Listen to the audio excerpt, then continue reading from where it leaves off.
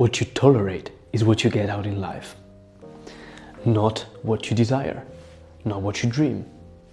Because if you tolerate the opposite of what you want, how could you expect to achieve what you actually want? And to prove this, let me give you an example. Many people say they want peace, which is a form of desire. They desire peace. But the real question they should ask themselves is, what are they actually tolerating in their life? And you'll often see that they are tolerating noise, drama, gossip. Their sources of information in general are overwhelming, which means they are tolerating the opposite of what they want. And this is the reason why they won't achieve what they want, which is peace. Because in their habits, in what they consume, in the people they hang out with, there's literally the opposite of what they want, and they are tolerating it. The same with focus. You say, I want focus, but what do you actually tolerate? Because most people, from the moment they wake up, they just randomly consume. If you value focus, you will value the way you consume, your routine, your environment. You will keep your life both physically and metaphorically clean so that focus becomes easy. You will try to become intolerant to the opposite of focus, distractions. Because as we said, if you tolerate the opposite of what you want, you won't achieve what you want. And the same goes for respect. Many people say they want respect from other people. But what are you actually tolerating? Because respect isn't only about what you do, it's also about what you tolerate. It's fine to be patient, but if you constantly tolerate disrespect from other people, it will be quite obvious that you don't feel respected in your own life. And if you don't value yourself, why should other people value you? Because it doesn't make sense. If you are teaching the world that you don't value respect and that you tolerate the opposite of respect, people will never respect you. That's it. It's not about what you desire, it's about what you tolerate. Your life is what you allow in your life. If you tolerate distractions, you have chaos. If you let hate penetrate your soul, you become hateful and resentful. If you let envy enter your own mind, you stop looking at your life and you start looking at other people's lives. When you allow comfort, you allow mediocrity in your life. Every time you tolerate the opposite of what you want, it's like a micro-spiritual death. And what does this mean?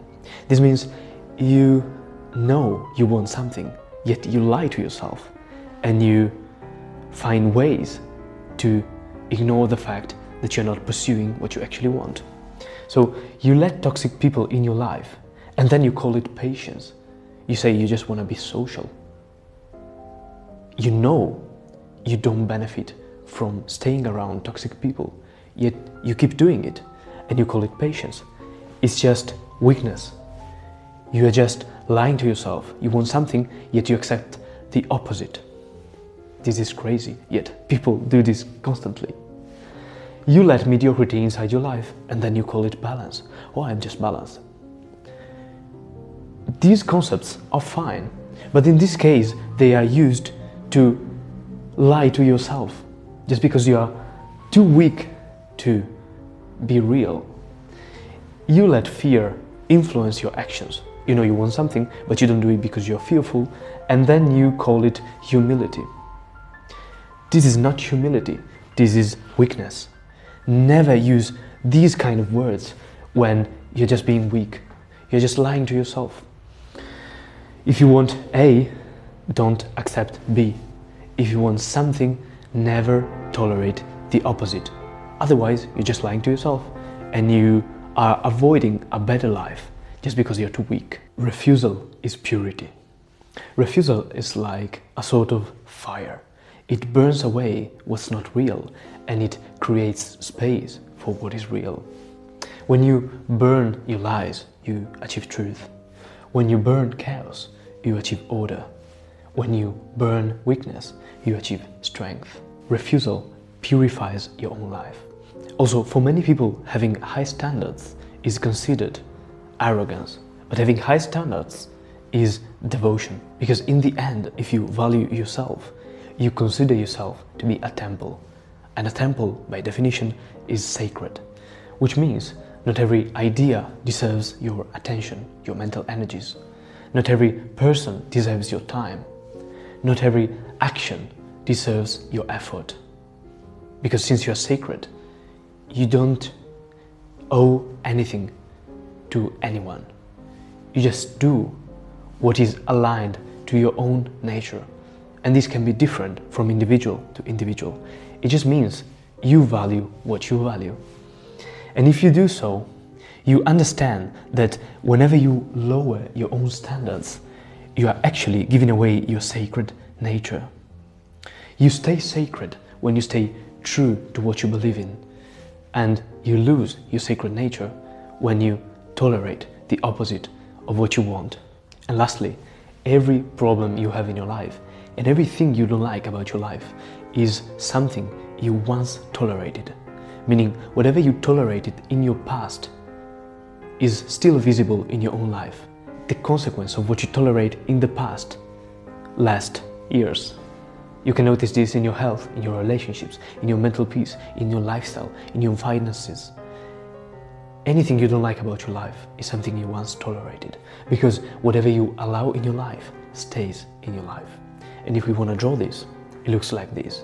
These arrows represent life throwing input, bombarding you with ideas, stimuli, things, people.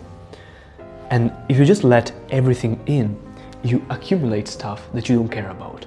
If instead you are sort of intolerant, you are more selective and you only stay with the essentials. You never feel overwhelmed because you know what matters to you. And when you become like that, people feel you are different. Your energy is different, and energy is nothing but clarity. You feel more present, secure, grounded. You are clear with the world about what you want. And before I end this video, let me specify something. Being clear, having priorities, not tolerating the opposite of what you want, doesn't mean being rude. You're not being rude. You have to be kind instead. It's very hard to have standards, yet also be kind, but this is the way.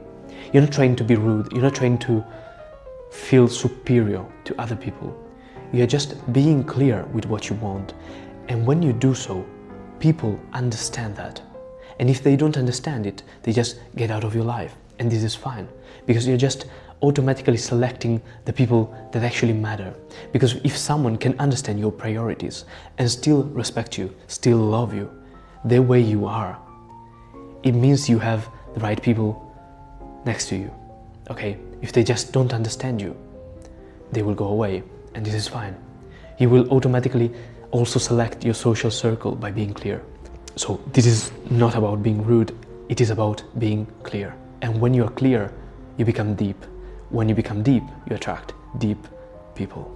I really hope all of this was useful to you, and in case you want more from me, you can check out my X for daily psychology and frameworks or my newsletter. Both the links are down below.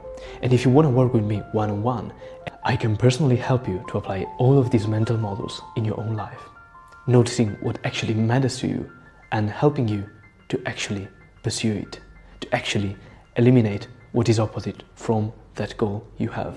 If you want that, you can comment down below the word flow, or you can DM me on X the word flow, and I'll send you more details. Thank you for watching, and as usual, I'll see you in the next one.